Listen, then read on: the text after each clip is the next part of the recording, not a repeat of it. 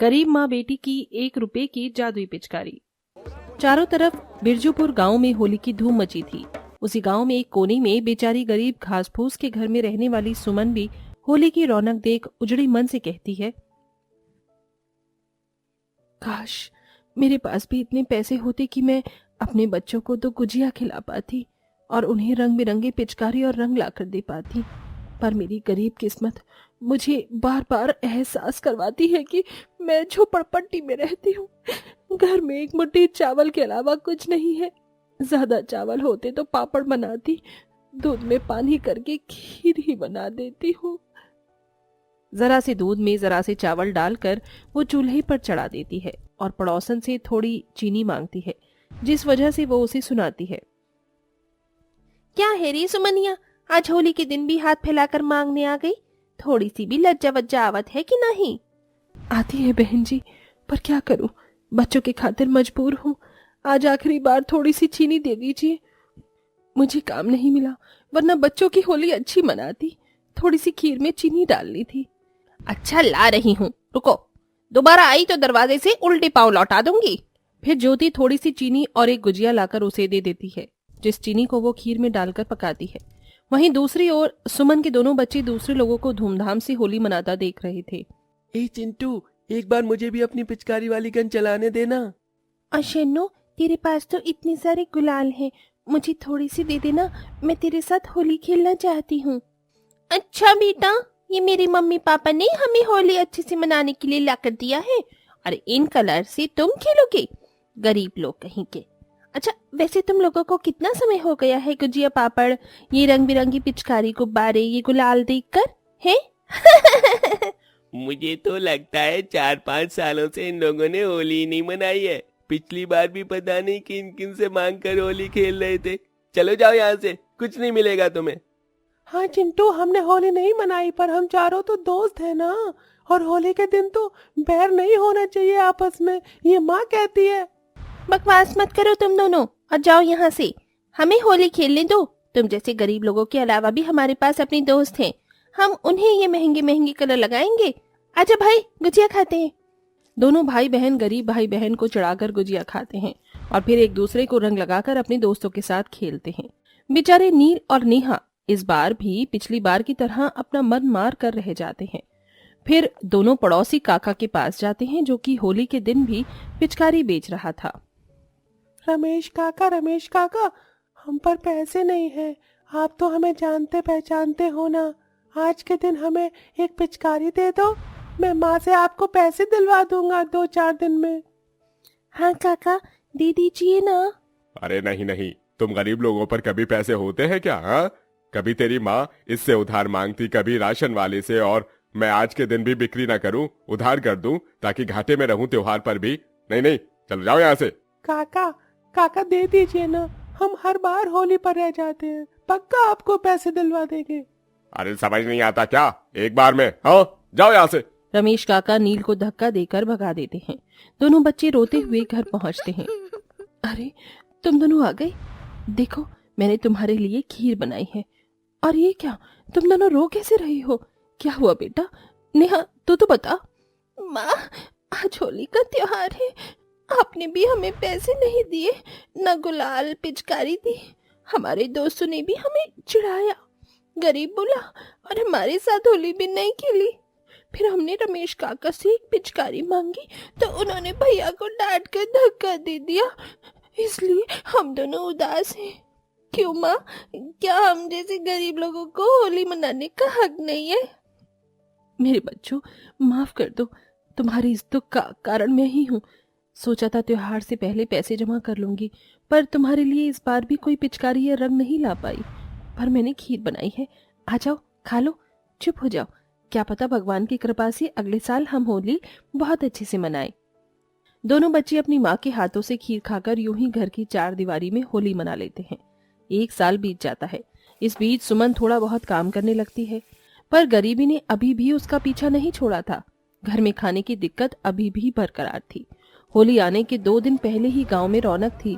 कहीं गुजिया पापड़ बन रहे थे तो कहीं होली के रंग बिरंगी पिचकारी बंदूक के गुब्बारे बिक रहे थे। सुमन अपने दोनों बच्चों को सूखी रोटी और प्याज खिला रही थी। माँ, पिछली बार आपने खीर बनाई थी, इस बार सूखी रोटी खिला रही हो। क्या 2 दिन बाद हम फिर से घर के अंदर ही बंद रहेंगे और होली नहीं मना पाएंगे? और ये खाना कैसा है? मुझे नहीं खाया जा रहा। हाँ, मुझे भी नहीं खाना माँ। बेटा, ये खा लो। अब तो घर में कोई राशन पानी भी नहीं है, कल ये भी नहीं होगा हमारे पास खाने के लिए। माँ की बात सुन दोनों बच्चे निवाला उठाते हैं कि दरवाजे पर एक बुढ़िया दस्तक देती है। अरे कोई है क्या? भूखी बुढ़िया का कोई तो पेट भर दो। 4 दिन से कुछ नहीं खाया, बुखार भी है। तभी बुढ़िया की बात सुन सुमन खड़ी होती है। इतने में भूखी बुढ़िया बेहोश हो जाती है। फिर सुमन उसके होश में आने तक उसकी सेवा करती है। माथे पर ठंडी पानी की पट्टी रखती है। 2 घंटे में बुढ़िया को होश आ जाता है। माई, आप होश में आ गई? कुछ खा लीजिए। मेरे पास तो केवल ये सूखी रोटी है। कुछ अच्छा होता तो वो भी खिला देती, पर मजबूर हूँ। कोई बात नहीं बिटिया, तूने ये खाने को कह दिया वही बात है। अरे जानती हो कि तुम तीनों ने भी अभी तक कुछ नहीं खाया, तो मैं कैसे खा लूं? अम्मा, आप हमारी चिंता मत कीजिए, हमें तो आदत है। ये सुन बुढ़िया माई की आंखों में आंसू निकल आते हैं। फिर बच्चे अपने हाथ से उसे सूखी रोटी खिलाते हैं, जिसे खाकर बुढ़िया की आत्मा खुश हो जाती है और फिर वो थैली से पिचकारी निकाल के देती है। तुम दोनों माँ बेटी ने मेरा बहुत ख्याल रखा। मेरे पास कुछ नहीं है, पर ये पिचकारी है, इसलिए तुम्हें देकर जा रही हूँ। अब चलती हूँ। पिचकारी देकर बुढ़िया चली जाती है। तभी नील कहता है, चलो, हमारे पास पिचकारी तो आई, पर काश हमारे पास दूसरी पिचकारी और रंग गुलाल भी होते ताकि हम साथ में खेल पाए। और अब खाने का भी कुछ नहीं है हमारे पास, कैसे होली मनाएंगे हम? नील के ये बोलते ही पिचकारी हवा में उड़कर जादुई रोशनी से नील का बोला हुआ हर एक लफ्ज सच कर देती है और उसके सामने अतरंगी पकवान, गुलाल, पिचकारी आ जाते हैं। ये देख तीनों हैरान हो जाते हैं। आइला, क्या भाई, तूने जो भी बोला इस जादुई पिचकारी से वो सब निकल कर बाहर आ गया। ये कैसे हुआ? मुझे लगता है ये कोई मामूली पिचकारी नहीं, बल्कि एक जादुई पिचकारी है। हे जादुई पिचकारी, अगर तुम सच में जादू कर सकती हो तो क्या हमारे घर का राशन भंडार भी भर सकती हो? सुमन के ये बोलते ही उसके घर के सारे राशन के डिब्बे दाल, चावल, आटा, बेसन हर चीज से भर जाते हैं। अरे वाह, गजब हो गया माँ, ये तो सचमुच में एक जादुई पिचकारी निकली। लगता है वो अम्मा हमारा भला करके चली गई। हाँ बेटा, वो कोई बूढ़ी अम्मा नहीं, लगता है कोई देवी थी जो हमारे घर आई। अब तो तुम इतना सारा अच्छा पकवान भी खा सकते हो और होली भी अच्छे से मनाओगे। हाँ माँ, चलो चलो खाना खाते हैं, बहुत भूख लगी है। तीनों माँ बेटे और बेटी मिलकर थाली के पकवान को भर पेट खाते हैं। वाह, मजा आ गया। कितने समय बाद हमने इतना अच्छा खाना खाया है, वो भी पेट भर के। और इस बार होली पर भी खूब धूम मचाएंगे। मैं तो सोच रही हूँ बच्चों, हमारे पास जादुई पिचकारी है, तो क्यों ना हम गरीब बच्चों को भी थोड़ी मदद कर दें। गरीब बच्चों को भी हक है होली मनाने का, इसलिए मैं इस पिचकारी से ढेर सारी पिचकारियां मांगती हूँ। सुमन के ये बोलते ही जादुई पिचकारी ढेर सारी पिचकारियां देती है। वाह माँ, आपके बोलते ही इतनी सारी पिचकारियां आ गई, पर अब हम इसका करेंगे क्या? बांटेंगे? नहीं बेटा, त्योहार का मौका है तो सिर्फ 1 रुपए में हम इन पिचकारियों की बिक्री करेंगे, ताकि हमारा काम शुरू हो जाए और हमें पैसों की कभी कमी ना हो। ठीक है माँ, मैं भी आपकी मदद करूंगी। अगले दिन से दोनों माँ बेटी 1 रुपए की पिचकारी बेचती हैं और लड़का गुजिया बेचता है।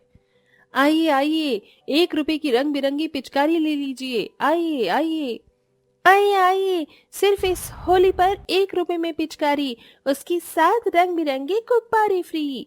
अरे माँ, पिचकारी गुब्बारे इतने महंगे महंगे आते हैं, यहाँ तो सिर्फ 1 रुपए का है। माँ दिला दो ना, माँ दिला दो ना।